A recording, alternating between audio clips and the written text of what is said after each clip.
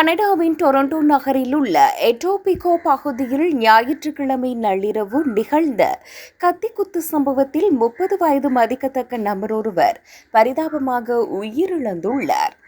கிம்ப்ளிங் avenue மற்றும் Albion வீதி சந்திப்பிற்கு அருகில் உள்ள அடுக்குமாடி குடியிருப்பு ஒன்றில் இந்த கொடூர சம்பவம் அரங்கேறியுள்ளது.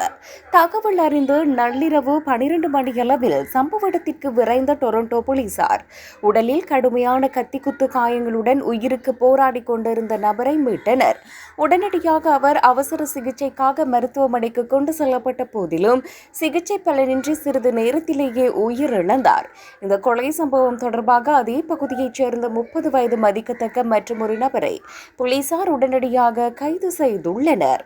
உயிரிழந்த நபர் மற்றும் சந்தேக நபர் ஆகிய இருவரின் பெயர்களையும் போலீசார் இன்னும் அதிகாரப்பூர்வமாக வெளியிடவில்லை.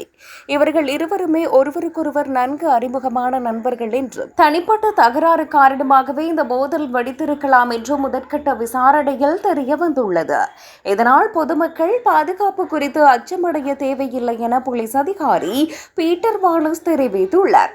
தற்போது இந்த வழக்கின் விசாரணையை டொரண்டோ போலீசார் கொலை விசாரணை பிரிவு கையில் எடுத்துள்ளது.